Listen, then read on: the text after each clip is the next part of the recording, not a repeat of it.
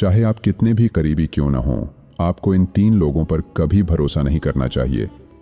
एक बार की बात है, देश के बीच में एक खूबसूरत शहर था। उस शहर में एक चोर रहता था। वह छोटी मोटी चोरियां करके अपने परिवार का पेट पालता था, लेकिन चोरी के पैसे से उसके परिवार का पूरा खर्च नहीं चल पाता था। एक दिन उसने सोचा कि पाप तो पाप ही होता है, चाहे वह छोटा हो या बड़ा।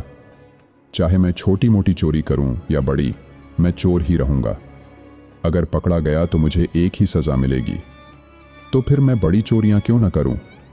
इस निश्चय के साथ उसने उस शहर के राजा के खजाने को लूटने की योजना बनाई। रात के समय वह किसी तरह महल में घुस गया और किसी तरह राजा के खजाने के पास पहुंच गया। वहां पहुंचकर उसने देखा कि खजाने पर बहुत सारे सिपाही पहरा दे रहे हैं। सख्त पहरे को देखकर चोर को लगा कि उनकी आंखों में धूल झोंकना बहुत मुश्किल है, और वह सोचने लगा कि यहाँ तो काल पहरा दे रहा है। अगर मैं चोरी करने की कोशिश करूंगा तो बच नहीं पाऊंगा। यह सोचकर चोर ने पीठ फेर ली, और वापस लौटते समय उसने सोचा कि खाली हाथ लौटने से तो अच्छा है कि यहाँ से कुछ ले लिया जाए। मेरा यहाँ आना बेकार नहीं जाना चाहिए। चोर ने सोचा कि उसे राजा के कक्ष में जाना चाहिए, जहाँ राजा सोता है, और शायद अब तक राजा अपने कपड़े उतार कर सो चुके होंगे। मैं राजा के शाही कपड़े चुरा कर ले आऊँगा और उन्हें पहनकर आसानी से पैसे चुरा कर यहाँ से निकल जाऊँगा। पहरेदारों को लगेगा कि मैं राजा हूँ, इसलिए वे मेरे रास्ते में नहीं आएंगे और मेरा काम आसान हो जाएगा। ऐसा निर्णय करके चोर राजा के कक्ष में पहुंच गया और उसने धीरे से पर्दा हटाकर देखा। अंदर का दृश्य देखकर वह हैरान रह गया। उसने देखा कि राजा अपने बिस्तर पर गहरी नींद में सो रहा था और उसकी रानी बिस्तर पर अर्धनग्न थी। रानी को जागता देख चोर के हाथ पैर फूल गए और वह एक तरफ की दीवार से उठकर रानी के सोने का इंतजार करने लगा। थोड़ी देर बाद उसने फिर से पर्दा हटाया और देखा कि रानी सो रही है या नहीं, क्योंकि अगर रानी सो गई तो राजा के कपड़े चोरी हो जाएंगे। चोर ने देखा कि रानी अभी भी वैसे ही बैठी हुई है। ये देखकर चोर वहीं रखी मेज पर बैठने लगा। मेज पर बैठते ही उस पर रखा पानी का गिलास नीचे गिर गया। वह आवाज सुनकर राजा की नींद उड़ गई, लेकिन रानी तलवार लेकर बाहर आई और तलवार चोर की गर्दन पर रख दी और बोली, तू कौन है और यहाँ क्यों आया है? सच सच बता, नहीं तो तेरा सिर काट दूंगी। चोर डर गया और पसीना पसीना हो गया और उसने हाथ जोड़कर कहा, महारानी, मेरी जान बख्श दो। मैं एक गरीब चोर हूँ और यहाँ चोरी करने आया हूँ।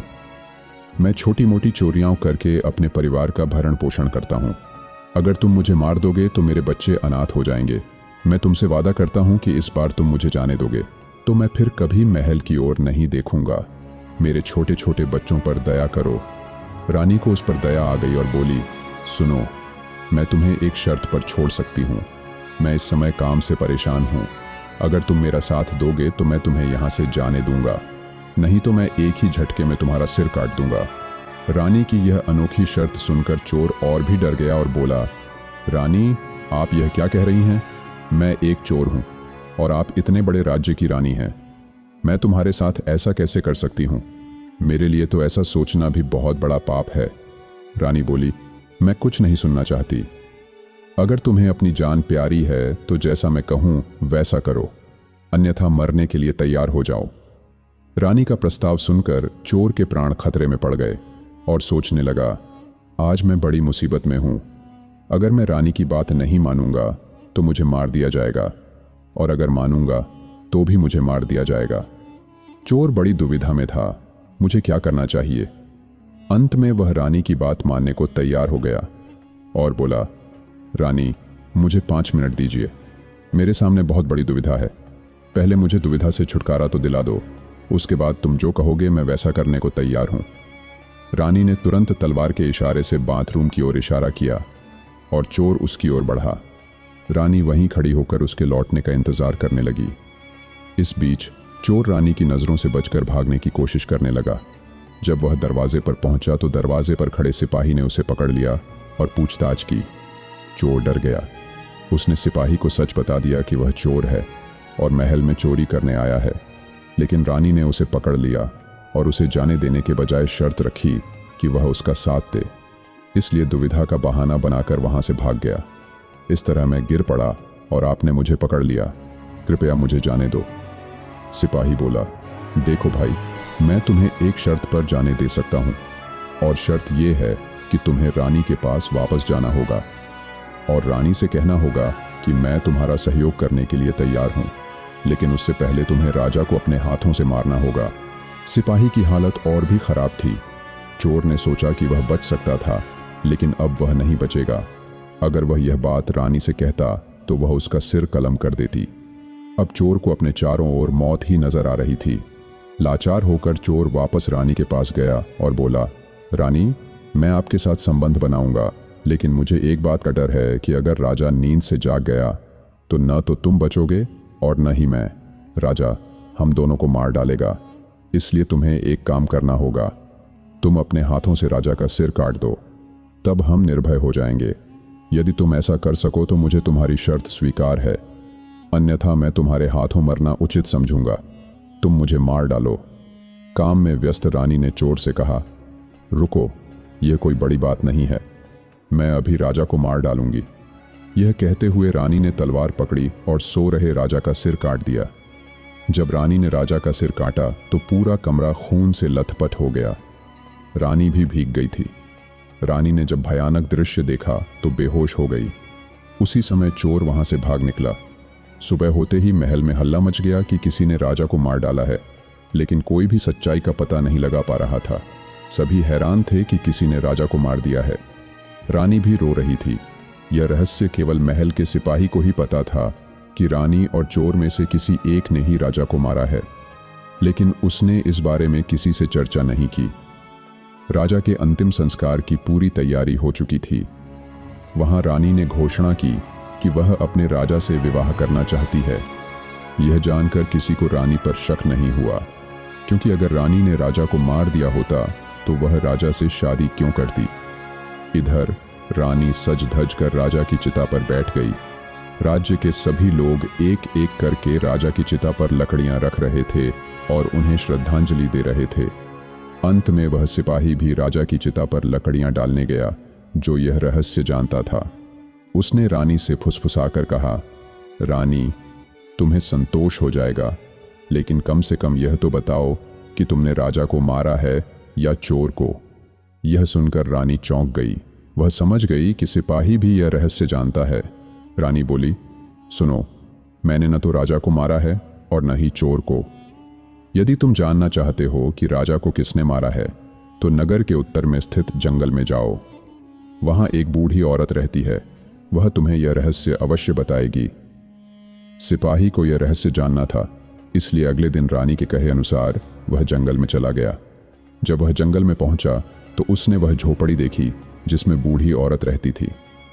सिपाही ने उसके पैर पकड़ लिए और बोला, माँ, मैं तुम्हें रहस्य पूछने आया हूं, बताओ राजा को किसने मारा।